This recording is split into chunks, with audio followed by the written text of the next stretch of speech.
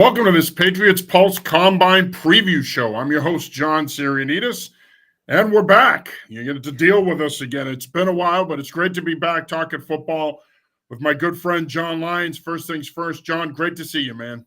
Yeah, it's been a while because, Patriots season once again ended in week 18. So we finished our post game shows then, had about a month or so off. And I know we talked, obviously, we had that show when Mike Vrabel got hired, but haven't really had a show since then. So excited to get back at it with the combine right around the corner.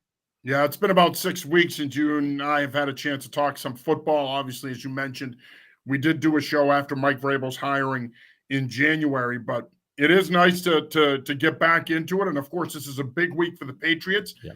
Patriots have the fourth pick in April's draft. And of course, the combine kicks off tomorrow in Indianapolis. The media portion of the combine will be tomorrow, Tuesday, and Wednesday. Player workouts will begin at the end of the week.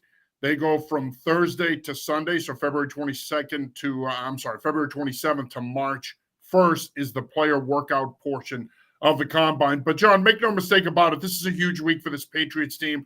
Obviously, a lot has happened since the end of the season. Gerard Mayo was fired. Mike Vrabel was hired. As far as we can tell, Mike Vrabel has a pretty big say in terms of personnel, both in terms of the active roster and player acquisition.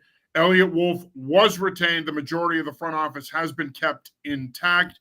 Vrabel will be meeting with the media on Tuesday. Wolf will be speaking with the media on Wednesday. But this is a big week for the Patriots because between now and April 23rd, we're going to talk a lot about who do they take, who do they not take, what do they do, what do they not do. But that conversation begins in earnest this week. This is a vitally important week in that process for the Patriots.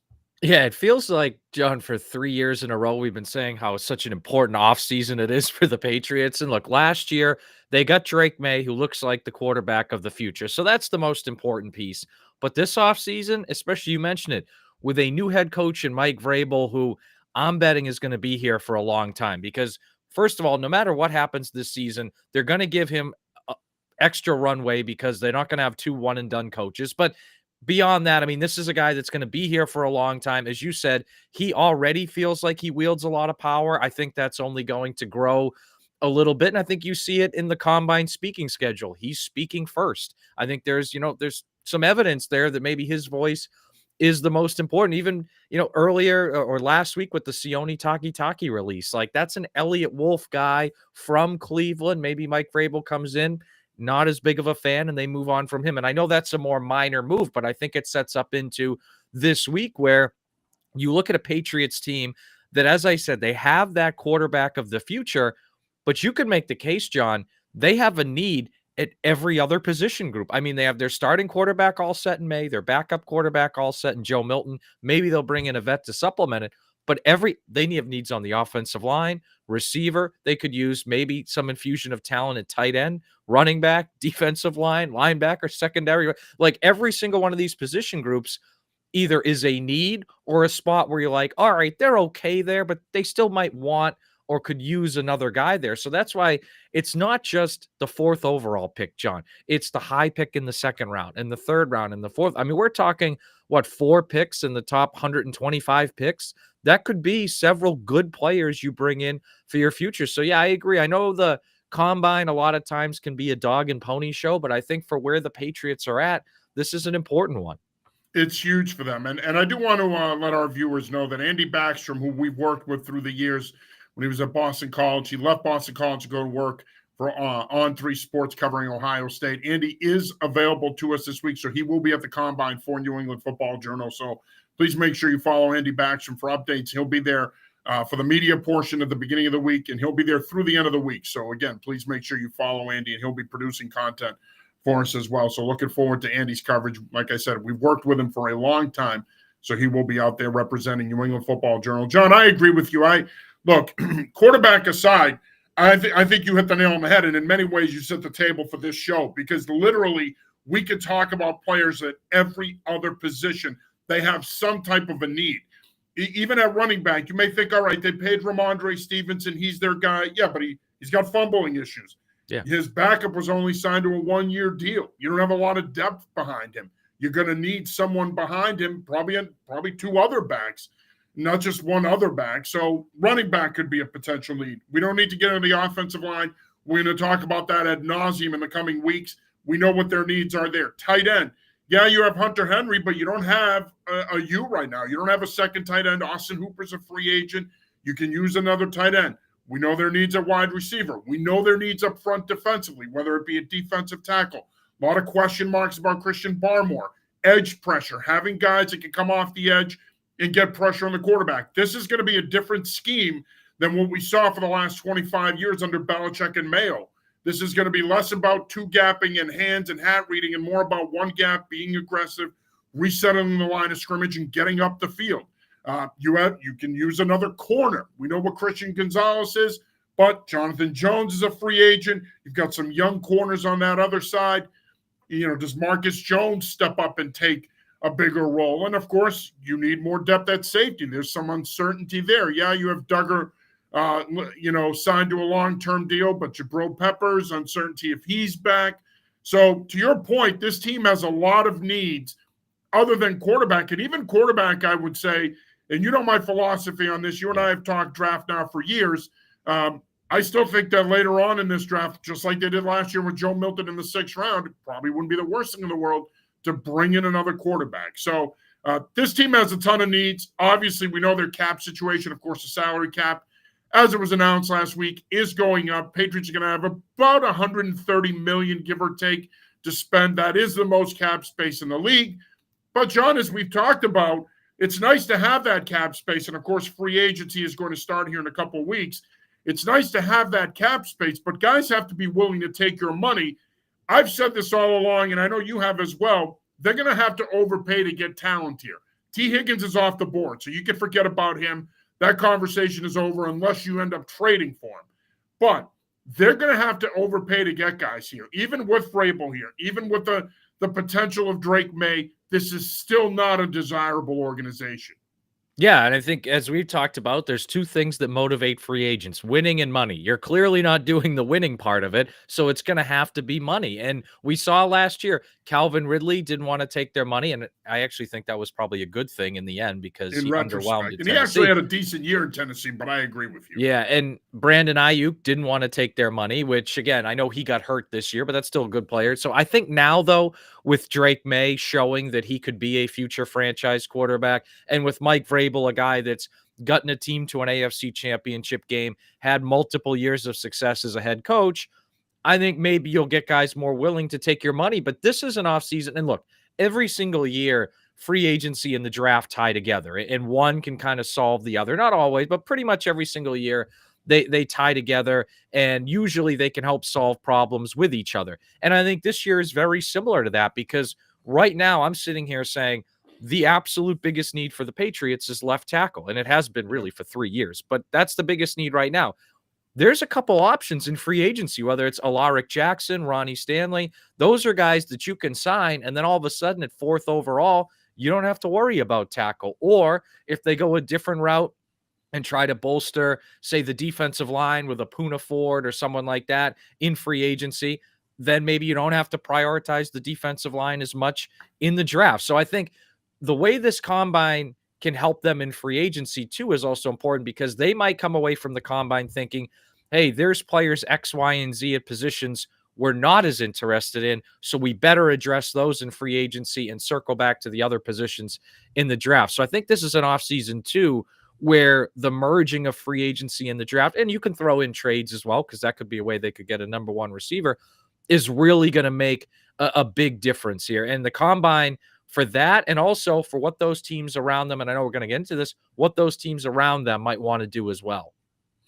Yeah, and I think, look, obviously you can address some of these needs in free agency, but you're going to have to pay the suck tax. And, Kevin Stone and I have talked about this with several members of the Patriots media in recent weeks, Mike Giardi, Andrew Callahan, Mike Reese. We talked about this, the fact that they're going to have to spend 25 to 50 cents on the dollar to lure a free agent here. That is the reality of it. Now, look, you talk about left tackle. Obviously, Vidarian Lowe was your left tackle last year. He's got a year left on his contract. He's a free agent after next season. Could you try to get a Ronnie Stanley here? Indications coming out of Baltimore are that the Ravens are interested in re-signing him. Now, the thing with Stanley is he's 30 plus. He has an injury history. So, yes, you're going to have to pay the suck tax on him.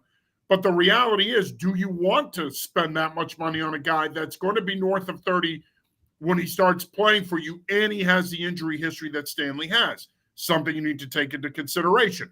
Trey Smith, guard of the Kansas City Chiefs. Chiefs are not tagging him, so he is going to hit the market.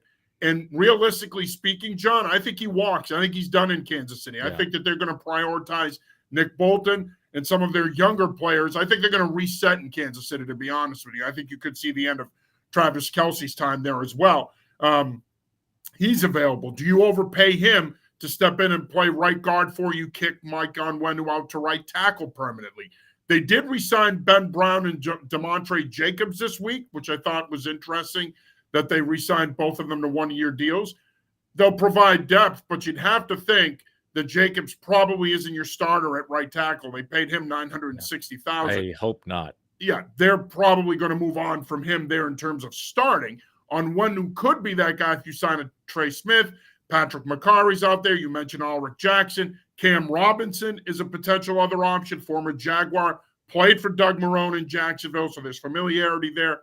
So they're going to have options. There are going to be options there. The question is, how do you spend your money? And look, and I've said this forever, and I've been doing this for a long time. You've been doing it for a long time.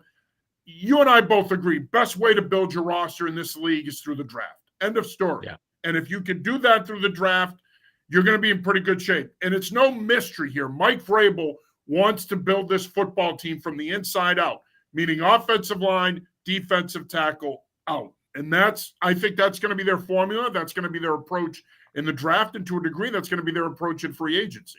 Yeah, and what I find interesting too, tying into this, you mentioned Trey Smith. I think a lot of what they might do on the offensive line is going to tie into their evaluation of Caden Wallace, because if you sign Trey Smith, then you're putting Mike Onwenu at right tackle and Trey Smith is your right guard, and that's a 4 or 5 year combination.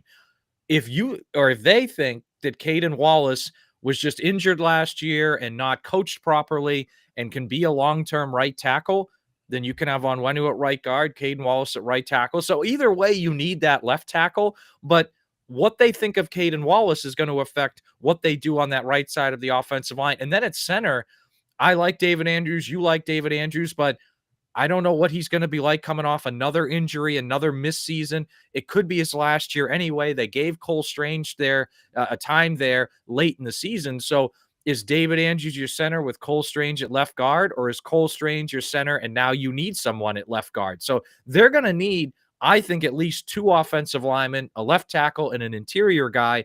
And then the Caden Wallace thing is going to affect their evaluation kind of on that right side as well. And it's something that about a month or so ago, I had Chad Graft on the night show on EEI with Fitzy, and he told us that sources in the building in the front office told him that they think they had a good draft last year and these guys just weren't coached and developed properly. And if they really believe that, then maybe they think Caden Wallace can be a guy at right tackle and Onwenu's a guy at right guard. And then obviously you bring in a new left tackle and go from there. But I think the Caden Wallace evaluation is really going to make a difference, because if they don't believe in him, then they're going to have to sign another guy for the right side. Plus, you're going to have to bring in a left tackle, maybe an additional guy. And so it goes from needing maybe 2 new offensive line starters to 3 new offensive line starters, which I think would really affect not just what they do at 4th overall, what they do in the 2nd round, but also just their evaluations at the combine this week and how much work they put into some of those guys. That really bothers me hearing that, and I'm not, this isn't a criticism of Chad in any way. I know Chad, he's a professional. He does a great job over at The Athletic. But the idea that people in that building are saying that they weren't coached properly. All we heard about last summer and throughout the season, John, was Scott Peters and the strike system and how it was going to help them. I talked to Scott. He seemed like he was a solid coach. Yes. And so for me, the idea that if he was, and again, I'm not saying that people in the building said he was a bad coach per se. Yeah. He landed with the Cincinnati Bengals, played in the league, a Bill Callahan disciple, highly regarded, reputable. But the idea that they weren't coached well, I think is Yeah, foolish. and it Now, went beyond that. It was like the receivers too, like how Polk and Baker didn't develop. Like it seemed like right. the front office looks at it and says, "Well, May was coached well, and look what he did." And I agree with you there. I think there's some truth to that. The Yeah, lack of development, obviously, it was evident throughout the year. But I do think that that's a little bit of a cop out. It's an easy yeah, way to say, "Hey, we were sitting up here in the front office. We went out and got the players. Obviously, the coaching staff didn't do a good enough job coaching them and developing them." That's an easy way to get out of taking responsibility for what happened. But as I think you'll agree with me here, the book is still out on Caden Wallace. yeah. The book is still out on Layden Robinson. We don't know what these guys are going to be. I thought Robinson played better as the year went on, but we have no idea what Caden Wallace is going to be. Now, I like that pick, and especially because I felt he could potentially play left tackle for them, at least on a rotational backup basis, if not start, if he was developed properly. But again, I think one of the things we have to keep in mind here is here we are talking about the offensive line and the importance of rebuilding it, but there's a lot of bodies on that roster that are still unproven, that still haven't played enough, that still don't have enough reps that you need to evaluate. Like Cole Strange at center intrigues the hell out of me. Yeah. I'm not going to lie to you. I thought he played pretty well those last two games at center. That intrigues the hell out of me. I like his length. I like his width there. I like his toughness. He's smart. I think he brings a lot to the table. So I love the idea of Cole Strange at center. I want to see more of Layden Robinson and Caden Wallace at guard. Give those guys a long look at guard. I think they're both guards, big picture.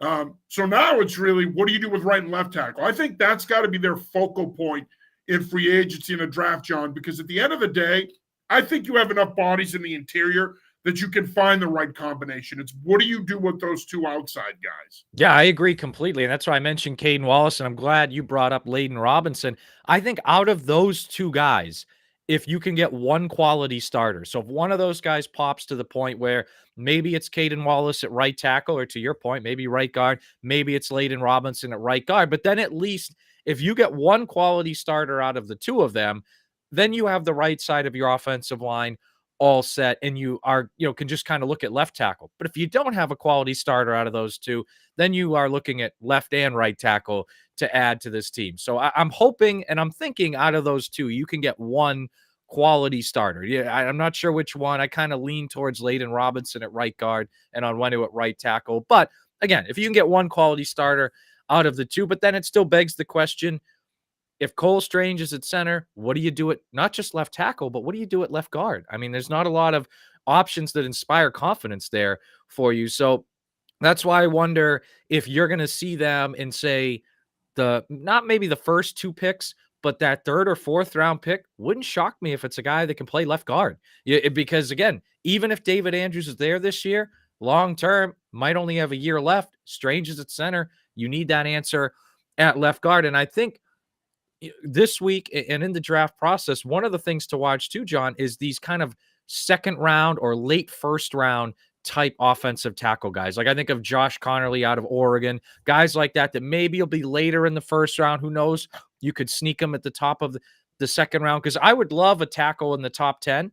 But if they believe, let's just use Connerly as an example. If they think he can be a legit starter, just say at left tackle long term, then maybe they can draft an Abdul Carter at 4 and take Connor, trade back into the first round, take They're a going to have the Connerly. ammunition. Like you said, they have 4 Right. picks in the first 125. Right. They'll be able to do that if they want. Right.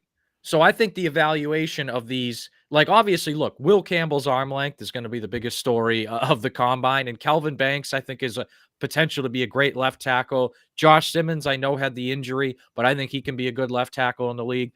But those guys are going to be probably top 15 picks, maybe top 20 at worst if Simmons falls a little. So is there a guy in the late 20s, early 30s that they really believe in, similar to 2001 when they drafted Richard Seymour 6th overall and Matt Light at the top of the second round? Great point. Right. They took the Hall of Fame defensive end at the top of the first round who helped them win 3 Super Bowls.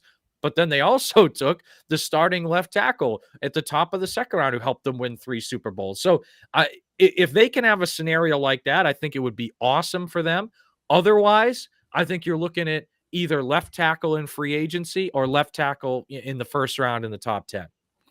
I think you bring up an excellent point about the Richard Seymour, the 0-1 Richard Seymour out of Georgia at 6, Matt Light in the second round scenario. Can totally see that playing out here. It'll be interesting to see if it happens. There's been a lot of talk lately about them and Mason Graham. So, yeah, I mean, that could be a possibility here. Of course, I don't hate that. Like, I like Mason Graham's I think a a lot of player. people would be disappointed by But that from a fan base perspective, but I'm with you. I don't hate it either. I don't hate it. My issue is you have Barmore, and I don't know if Godshaw is going to be a fit in their new system, but you have him at least. I think you can get like a Puna Ford in free agency, who's a pretty good run stuffing defensive tackle, and then you don't have to use that ammunition. Because it'd be one thing if you didn't have Barmore, but because you already have a guy who could be, and I know he had the injuries this year, but an all-pro level defensive tackle, again, I wouldn't hate it, but I'd rather go for the left tackle or the edge or someone like that in the in the top 10. Or I mean, if they trade down and they love Tet McMillan, and I know we can get to that in a little bit, but if they love a guy like something like that, as opposed to another pick on a defensive tackle, and I think you could sign a guy to complement Barmore there. All right, let's get into some combine names here because I know that that's why our people are tuning in this morning. Again, you're watching the Patriots Pulse Combine Preview Show. I'm your host, John Sarianides. As always, I'm joined by my partner, John Lyons. And with the Combine kicking off tomorrow, we figured we'd talk some Combine for you and give you guys some names that you can look forward to. Obviously, quarterback, not a position of need. We know that they're not going to take a quarterback, obviously, within the first 6 rounds anyway. Realistically, they could end up taking somebody late on day 3. There's some names there. I don't think anybody that's currently on this list that's been invited to the Combine is a possibility, unless they like a Seth Hennigan out of Memphis or Dylan Gabriel out of Oregon. Those are the guys that I think are probably day 3 guys. But even those guys, I can see going sooner than round 6 and 7. So while Curtis Rourke out of Indiana is another name, he's played a lot of football, the Canadian product. Another guy to keep an eye on as possible quarterback names. But I think we agree, John. I don't think that quarterback is going to be a position that they're going to realistically target. Again, they might take someone really late or bring in a priority free agent. Yeah, to me, there's only 2 things I would do to add to the quarterback room this offseason. One is like a veteran kind of journeyman backup. I know like the Jared Stidham name has been out there a little bit, or an undrafted free agent. Again, you drafted 2 quarterbacks last year, and I think if there was one positive thing about your Week 18 defeat of Buffalo, and I know it dropped you down on number 1 pick, it's that Joe Milton showed I think he could be a long-term backup for Drake May. So I think you're okay. A possible trade chip eventually. Yeah, so I don't want to bring in a quarterback unless it's a veteran journeyman or an undrafted free agent. I don't see any of these guys filling that bill. I mean, someone's going to like Jalen Milroe. Someone's going to like Kyle McCord before the end of the draft. So I just don't see any of those guys being undrafted. Yeah, I mean, maybe. I don't either. Yeah, I don't know. Maybe there's. I love Kyle McCord and Will Howard. I would love to see one of the 2 of them here. My feelings on this quarterback class are the same as most people's. I think it's a very underwhelming class. I mean, when you're hearing names like Jackson Dart possibly in the first round, Jalen Milroe, now you're really stretching there. I don't think Milroe and Dart are first-round talents. I'm not even sure Shadir Sanders is. I've talked to a couple. Yeah, I'm kind of with you on that. That told me that the scouting community is split on him, and that if his name was Shadir Smith, you might not be talking about him as a first-round talent. So I know that that's not fair to the kid, and I don't think it's fair to the kid because it should be based on his tape and his talent and his body of work. But I do think at the end of the day, quarterback's not going to be an area of need for them. Obviously, they have their franchise guy, Drake May. You could take a developmental guy late in day 3 or a priority free agent. Now, running back is more of a need, as we said earlier, than people think. Who are some guys that have been invited to the Combine that you like that you could see as potential fits for the Patriots? So so obviously Genty is the best player in that group, but he's going to go in the top 15. So that's not realistic. A guy I would love, but the offseason I think would have to break just right for them because you'd probably have to take him in the second round is Dylan Sampson out of Tennessee. A big, physical, but runs fast. I feel like he has really good vision as well whenever I've seen him play. So I like Dylan Sampson a lot.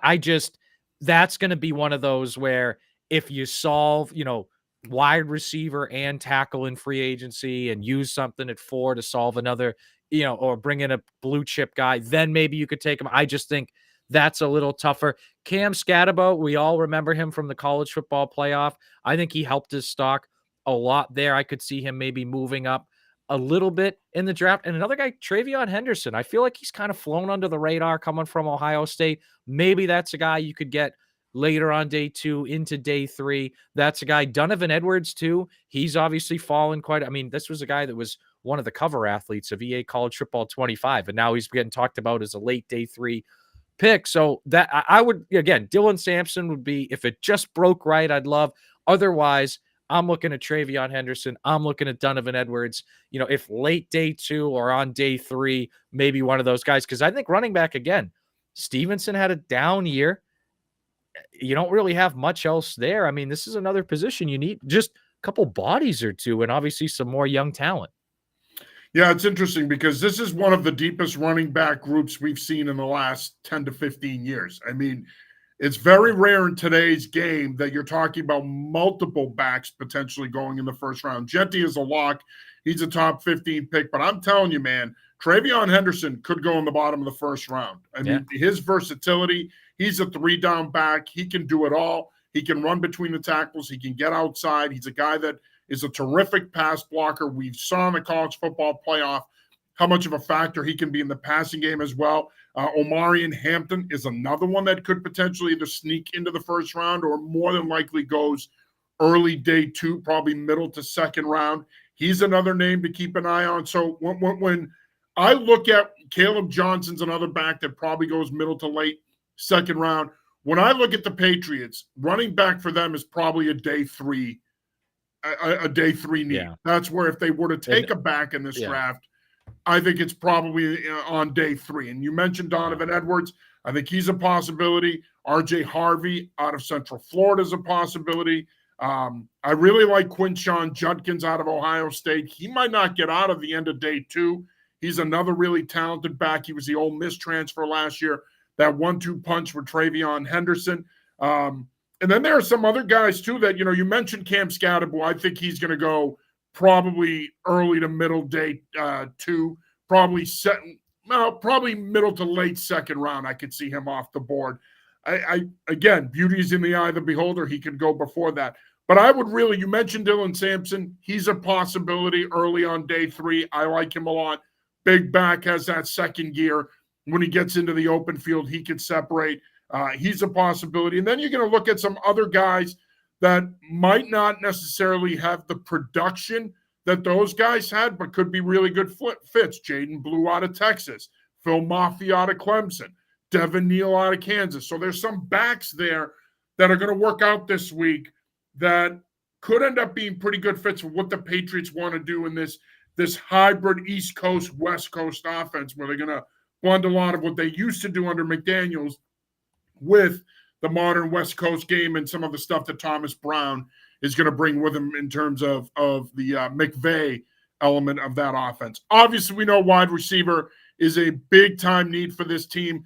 Based on what we saw last year, John, they don't have a number 1. That guy's not in the building right now. Their young receivers are nice complementary pieces, but they're not guys that are going to take a game over. And even the veteran receivers on the roster right now, the Kendrick Bournes of the world, they're not producing at a high enough level where they could be that guy either. Who are some guys to keep an eye on this week at the combine at receiver? Yeah, look, I think first of all, to get a number 1, it's very well could end up being a trade, whether it's DK Metcalf, Deebo Samuel, or if there's some sort of trade they work out for T. Higgins now that he's been franchised. I just think to get a number 1, you're drafting that guy or trading for him. It's not a free agency thing. To me, look, my 2 favorite receivers in this class are Trey Harris and Isaiah Bond. Trey Harris out of Ole Miss. He's big, he's physical, huge catch radius, but he's also fast. And Isaiah Bond might end up being, I want to, the 40-yard dash time. He might end up being the fastest guy in this draft. Cool fact about him in the 2023 season. Jarrell Worthy last year. I mean, Xavier Worthy. Yeah. Xavier Worthy. Jarrell Worthy's the defensive line. Xavier Worthy was last year at the combine, and he ended up in Kansas City, of course, where he had a great rookie year.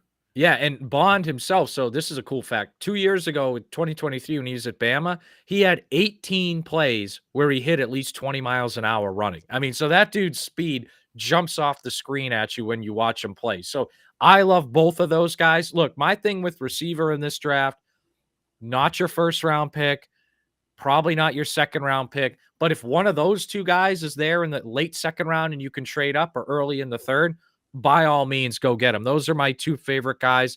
I'm really looking forward to watching them work out. Another guy who might be a little later, Pat Bryant out of Illinois. Big guy, kind of wiry. I think he might need a little bit more development, but there's a lot to like there for him later on in the draft. Yeah, look, this class is not as good as we've seen in recent years at the top. This receiver class, usually you have 3 or 4 guys that are legitimate first round talents, and you still have that with this group. I mean, you talk about Ted McMillan, you talk about Travis Hunter if he plays receiver, obviously, Luther Burden, among others. But I really love this group in the middle rounds, John. Yeah, rounds that's a good 2 point. through 5, and that's how I feel about the quarterback class as well. I love what you could bring in here. There's so many, and this is one of those drafts where you could get a legitimate X receiver that can be a difference maker, that can win one-on-one matchups in plus territory, that can do a lot of your backside single receiver stuff where they generate a matchup and body up a corner. Those guys, there are plenty of those guys in this draft class, but there's also a lot of slot types you mentioned. Bond, Matthew Golden from Texas is another guy to keep an eye on that can operate out of the slot. He can play the F or the Z and be a difference maker for you in terms of making big plays down the field. But, you know, a lot of people around here love Emeka Egbuka. I think he goes in the first round. He's not going to be there. I think he's in that 12 to 18 range in the first round. You have to trade back into the first round, I think, to have a shot at him. Again, you never know. Jack Besh, great story, of course, out of TCU. He had a big Senior Bowl. He was a Senior Bowl MVP. I like him a lot. I also like Alec Illuminor out of Stanford. He very underrated. He went unnoticed because he played on the West Coast, even though they're in the ACC now, and he played a lot of late Saturday night games. But he was dominant at times at Stanford. I like him a lot as a potential X. You mentioned Pat Bryant. I like him as well. And I like the Iowa State guys. I like those guys a lot as well. Felton out of Virginia Tech, DK out of Florida, guys that can play that F or that Z. So there's a lot of talent in this group. And again, I think the strength of this receiver group is probably day 2 into day 3. Yeah. But if you're the Patriots, you don't have to take a guy at receiver early in this draft. I know some fans out there are going to want that. Vrabel's not going to do that more than likely. So a target area for Patriot fans should be round 3 through 5. That's where you could see the receiver if you want one there. Yeah, and I think another point about your day 2 to day 3 thing, I mean, go back to the 2019 draft, right? We all remember the horror show of the Patriots taking N'Keal Harry at 32nd. But you look at A.J. Brown, Deebo Samuel, DK Metcalf, Terry McLaurin, those are all day 2, day 3 guys. In this class, maybe there's not the top end guy like A.J. Brown, but there's a lot of, I feel like, some similarities to kind of that day 2, day 3 group in this day 2, day 3 group as well. So they could find some real value, I think, if they trade up late in the second round or in the third round or in the fourth round and get a legitimate contributor at receiver. Yeah, our Paul Vozella was at the Senior Bowl this year, and he loved Jaden Higgins out of Iowa State. He's another name to keep an eye on. Tez Johnson out of Oregon, slot receiver, kick returner type, another name to keep an eye on there. Tight end, Hunter Henry's back. He's going to be your Y, but you do need a U. I like the idea of re-signing Austin Hooper. I thought he was pretty good for them. He was for them what Mike Gesicki wasn't. I also like the idea. You also have Jaheim Bell, who I think gets a longer look this year as a possible U, or at the very least a third tight end that can play in a move role. But I also like the idea of potentially either drafting one late or adding one as a priority free agent.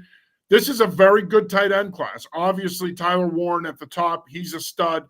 He reminds me a lot of George Kittle, Dallas Clark. I think he's more George Kittle than Dallas Clark to me. He's going to be gone in the top 15 picks, so he's not going to be an option. But Colston Loveland is another one that I think goes in the first round out of Michigan. But outside of those two guys, John, there's some pretty good talent here where you can get a good value player on day 3 Who are some guys to watch at tight end next week? Yeah. Well, and you mentioned Jaheim Bell. I think similar to Caden Wallace on the offensive line, their evaluation of Jaheim Bell is going to make a big difference on what they do in the draft at tight end because they need some youth there. Even if they bring Austin Hooper back, Hunter Henry and Austin Hooper are not getting any younger. So they need a young contributor. They also need, I feel like, better run blocking at tight end. I think Hunter Henry's a pretty good blocker. Hooper's a pretty good blocker. Bell hasn't really shown it, but none of those guys I feel like are great blockers. And that's why, look, Tyler Warren, one of my favorite players in the draft, but that's a guy you're either trading down into the teens and selecting him, Yeah. or you're taking a guy in the top 10 and then trading back into the teens to get, like, he's going to go, I think, before pick 20, at the worst before pick 25. So a guy I look at maybe. Yeah, I agree. I think he goes in the top 15. Yeah, very well. And yeah, especially seeing what Brock Bowers did last year, the tight end position's back in vogue. He goes in the top 15. Yeah. And so with that in mind, like, I'm a big supporter of Harold Fannin out of Bowling Green. I think he's a really, really good run blocker. Obviously a good pass catching tight end as well. Only 4 drops last year. So, he's pretty sure-handed, which for a young player like Drake May at quarterback, I think is really important to have there. Can stretch the field too. I mean, he's had a bunch of catches down. I think he had Pro Football Focus at him for 9 deep catches, if you will, which is tied for the second most among tight ends. So he can stretch the field as you see on tape. So he's a guy I think you could get in that kind of early round 3 area. Gunnar Helm out of Texas is another guy, kind of like. Yeah, I loved him in the college football I think Fannin is probably the better pass catcher of the two, but I think Gunnar Helm is a really good tight end. More of a traditional YU type guy. So, and my thing on tight end too, like, I know we've talked about Henry and Hooper. I think you should get to a point where don't draft for the Y or the U, or just draft the best tight end, because Hunter Henry's going to be here 2, maybe 3 more years. Hooper maybe 1 more year at the most, and then you're remaking the position. So whichever one of those guys I think they like best in the 3rd round, or maybe it's early 4th, I would go for. I'm a big fan of both of those guys. Yeah, another name that I'll give you, and it might be familiar to football fans, is Oronde Gadsden, the second out of Syracuse. His father was a wide receiver for the Miami Dolphins in the late 90s, early 2000s. He had a terrific year at Syracuse. And you talk about a guy who's not necessarily a Y or a U, but just a good football player who can be a matchup piece. That's Oronde Gadsden. So I'd keep an eye on him this week at the Combine. He's a name to watch. You mentioned Gunnar Helm. He had a big college football player. Another player to watch this week at the Combine as well. Jackson Hawes out of Georgia Tech, former Yale product. He's another name to keep an eye on as well. So there's Gavin Bartholomew out of Pitt, another guy to watch. There's some guys there that could be potential scheme fits. Offensive line, we know the names. Campbell, obviously Will Campbell, Kelvin Banks. Those are going to be the guys to keep an eye on. Everybody knows those names. Offensive tackle is definitely a possibility for, as we've been saying all along, we think they're going to build from the inside out. You mentioned Josh Connerly earlier. He's another name to keep an eye on. But if they do what you said earlier, and I think it was a great point, John, about potentially taking a Mason Graham at 4, let's say, or an Abdul Carter, and then taking your tackle either by trading back into the 1st round or at the top of the 2nd. If they do that, you mentioned Josh Connerly as a possibility. Any other guys that people should keep an eye on this week at the Combine that could be possibilities for them there at the top of the 2nd round or bottom of the 1st? Yeah, to me, there's 2 guys to watch, and one of them, as far as I know, he's not going to work out due to injury, where he's there. Josh Simmons out of Ohio State. I know I'm not sure if he's going to work out or do all the drills because of that injury. He's a guy that I think if he was fully healthy all year, we'd be talking about him at pick 10, pick 11, in that range, right there with Kelvin Banks, the next tackle off the board after Will Campbell. Because of his injury, maybe he's there somewhere in the 20s to trade up. But the other guy is, and this is a guy I think you might not have to trade at all for, is his teammate, Donovan Jackson. Moved around on the offensive line last year. We saw him playing. He's really good for them. Yeah, I thought he did a terrific job. We saw him playing tackle in the college football playoff for a team that went against Texas's defensive line and beat them in a college football playoff game. Obviously won the national championship after that. Like, this is a guy that I have a lot of belief in as a left tackle. I mean, I know he's bounced around the offensive line, but it's those 2 Ohio State guys. And I think Simmons, you would have to trade back up in the 1st round for. I think Jackson might be there for you. Obviously, another guy, and you know this guy better than I do. You can probably speak more to it. Is the Boston College guys, whether it's Drew Kendall or Ozzie Yeah, Trapilo. Ozzie Trapilo, I think, is a second-round talent. I So think there you go. So one of he's those guys, maybe, something like that. But again, you know those guys I think better than he me. But goes I think those guys could be a fit as well. Ozzie Trapilo is a guy that they could stand pat and take at 38 potentially. Some people will tell you that's a little high. So maybe if you didn't trade into the first round and you decided to trade back from 38 and trade down, he's a possible target. Obviously, they'll have some really good intel on him with Doug Marrone and obviously the Patriots' exposure to the Boston College football program. He's certainly a name to keep an eye on. But I think there are some other guys. Ariante Ursary out of Minnesota is a guy to keep an eye on in that late first, early second round range. Emory Jones out of LSU, another guy to keep an eye on in that range as well. So there's going to be some names there. If they don't want to take a tackle, let's say in the second round, maybe they take one with one of those 2 third-round picks. Chase Lunt out of UConn, who I've covered extensively the last 3 years, and I know very well. I'm a big Chase Lunt fan. I think he's a top 75 player in this draft potentially. If he has a good week this week at the Combine, another name to keep an eye on. He could probably go in the top 75, top 80 picks. So there's a lot of guys here to keep an eye on. You could also see them take more than one tackle in this draft. I think it's quite possible. And Johnny Cornelius, who played at URI, transferred to Oregon, he's a possibility for them as well as a later offensive tackle pick if they want to take somebody in the third round. And then another name that I like is a possible target because of his versatility. I don't see him playing tackle in the NFL. I think he kicks inside is Gray Zabel out of North Dakota State. Yeah. So another guy to keep an eye on this week at the Combine. Moving over to the defensive side of the ball, defensive line, obviously Mason Graham's name has come up a lot. I've had some friends reach out to me and say, please tell me they're not going to take a defensive tackle at 4. I said, okay, fine, fair enough. You're a fan. You don't want to see them take a D tackle. I said, but do me a favor, go on YouTube and watch his highlights and then come back to me and tell me what you see. He single-handedly beat Ohio State. They couldn't block him in that game. As good, here we are talking about their guys. They couldn't block him in that game. So I understand it's not a sexy pick at 4 if you take Mason Graham, but you're going to get one hell of a football player, a guy who is, by definition, a game wrecker who can change the complexion of a game and affect blocking schemes. Yeah, and you could also watch the Super Bowl where Jalen Carter was the best player on the field, even though he didn't accumulate any stats. I mean, he was massive in that game. Look, I'm not again, as we talked about earlier, I'm not against Graham in the first round. I think he's going to be a great player and a great defensive tackle. I would just prefer they bring in a guy like Poona Ford or a veteran to go along with, Christian Barmore, who's already here, and use that first round pick on an offensive tackle or an edge, or if there's a receiver that they think is going to be the next Randy Moss, that, they think Ted McMillan's going to be a Hall of Famer, fine. It's just because you've invested in Barmore, and even you invested in Keon White, who, when they kicked him inside towards the end of the year to rush, he was awesome, like rushing the quarterback from and I know he didn't accumulate a lot of stats, but he got after it inside. So that's a package you have as well. So I'm not against that.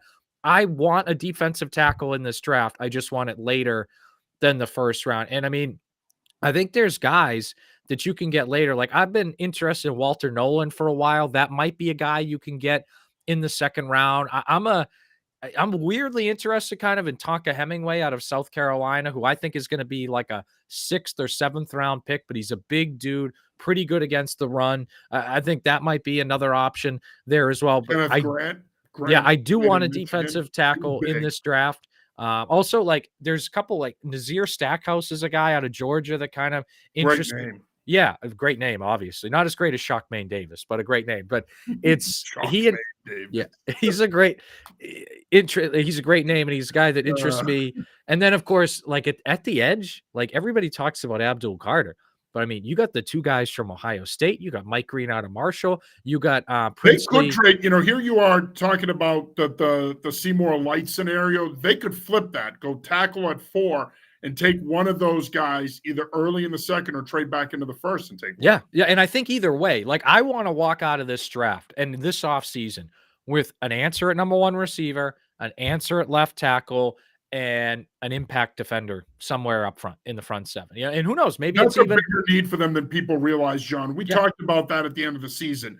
They don't have that impact defender in the front seven. It could have been Barmore. He wasn't healthy. They didn't have that guy Well, last yeah, year. I mean, think about it. The Jaguars 17 or 18 straight run plays. The Colts had an 18 play drive to beat them in a game. Look at how the Chargers pushed them around. I mean, it happened it wasn't a one-off. Like that happened a lot that they just got pushed around at times. And again, I think Keon White's going to be much better with Mike Vrabel and that staff. I think Anthony Jennings is a good player, but it does feel like they're missing a piece in that front seven, and I'd like an impact player there.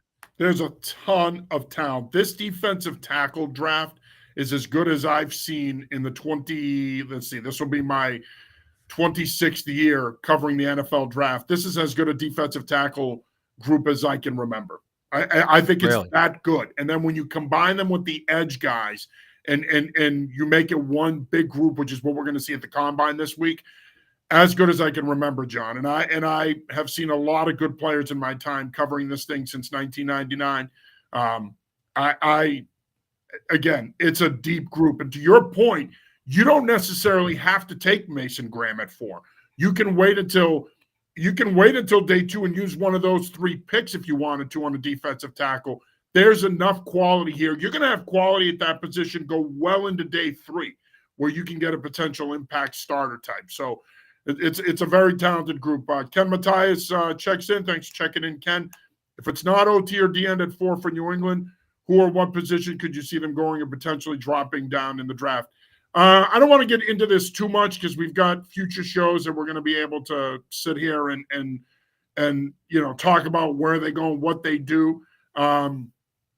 Again, I think the theme is going to be the same. It's going to be inside out. I think it's either going to be offensive line or defensive line with that pick. I don't see receiver. I don't see corner. The only way I see those positions is if they trade back. Yeah, I'm a big, still to this day, and I have been for a while, I'm a big proponent on the trade back no matter what.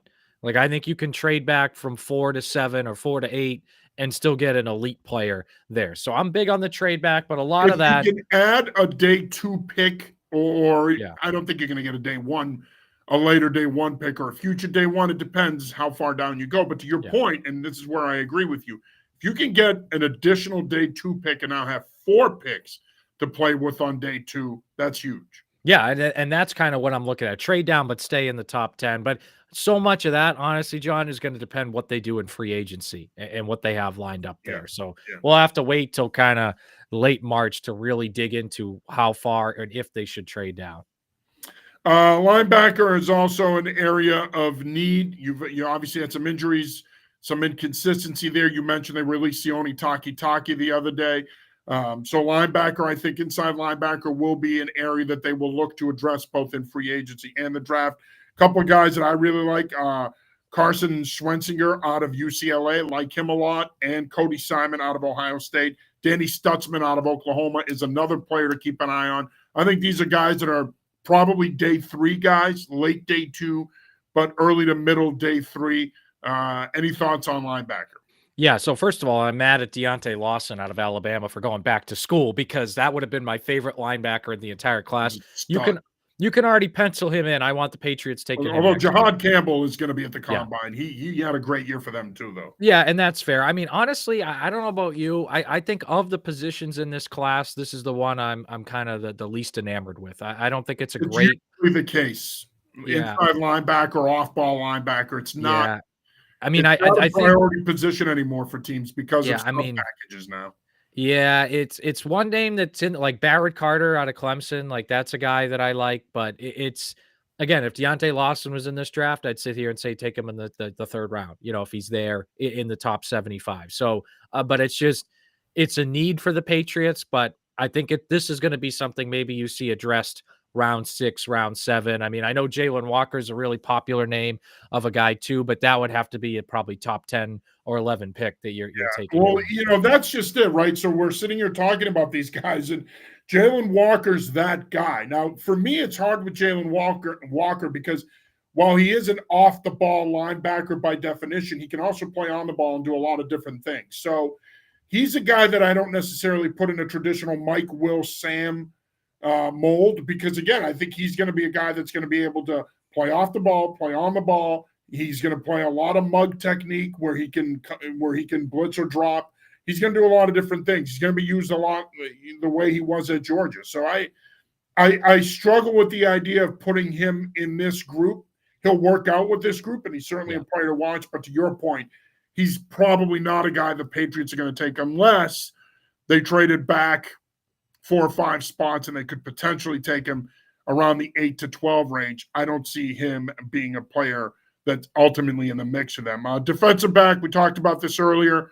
They need another corner. It's hard to tell what's going to happen with Jonathan Jones. I could see him back. I can also see him moving on. But they need another corner, John. And this is an area, and I said this during the season, and I still believe this. This is an area to me that is more of a concern than people think. Yeah, well, and it's also a size issue too, right? Like Christian, and we talked about this before the 2020 draft. They did not have a corner with length. Now they have one in Christian Gonzalez, but Marcus Jones doesn't have a ton of length, got a ton of athletic ability, but not a lot of length. Jonathan Jones is my favorite player on the team, and I think one of the most underrated players of the dynasty, but he's not a long corner. He's physical, he's fast, but he's not long.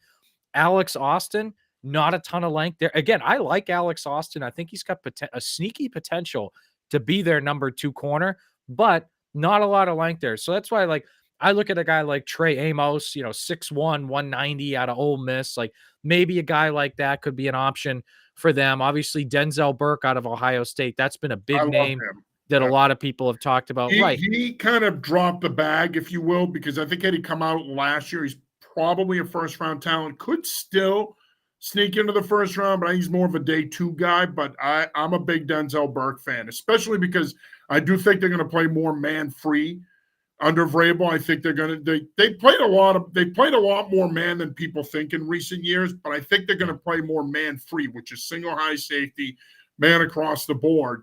And I think you're going to need a guy like Burke, who I think thrives not only in man-free, but I think he's even better in a 2 cloud look where he can match and carry and then come off on number 2. So I think he gives them length and versatility, something they need on the other side of Gonzalez. I think that's a name to keep an eye on for day 2. Yeah, and one name for day 3. And a guy to keep an eye on, obviously, this week at the Combine. Yeah, Zy Alexander out of LSU, who I think he's probably going to be a day 3 guy coming out of LSU. We'll see how his combine goes. Bigger guy. I think he's like 6'2", 6'3", 195. So bigger dude on the outside. Again, it's more with the corner class. Now I'm looking almost more at traits. Usually you just look at who's the better football player and go from there. It's just, you look at their corner room, and outside of Gonzalez, there's just not a lot of length there. And I would like them to add another guy with some length. Corner is usually a position where you see multiple guys being played in the first round. It's a lot like receiver this year. Really, really, you're going to have 3, maybe 4 guys potentially being played in the first round. Revel out of East Carolina, Starks out of Georgia. But it's really, this group is really good in round 2 to 5. Again, just like receiver, there's going to be a lot of really good options there. A lot of names to watch. I highly recommend watching the Combine, because as much as people want to call it the Jim Shorts Olympics or whatever they're calling it these days, it still matters. The drill portion in particular, I don't give 2 shits about the 40 time and the vertical. That stuff's it's gonna be there. Guys are gonna test well in those things. It's about the drills and the workouts and watching these guys get in and out of cuts and move and make breaks and their recognition skills. That's what it's more about. So that's what I'm looking forward to there. Any final thoughts here, John, before we wrap it up? No, I mean, and I think just the safety class, that's kind of a lesser need for the Patriots. I know there's uncertainty with Kyle Duggar and Jabril Peppers. I just think they have bigger needs there. And I think the safety class has some, great players in Malachi Stark, Xavier Watts, but then I think it kind of drops Andrew off. Makuba to me is a player to watch out of Texas. Yeah. Loved him. Love his instincts. Love the way he can play at all 3 levels.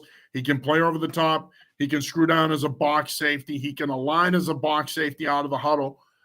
He is a guy to keep an eye on. I really like the fact that he's a versatile piece. If they do play some 3 safety stuff, that's the kind of guy you need. Keep an eye on him at the Combine this week. And one other final thought is, I know everyone's obsessing over Will Campbell's arm length.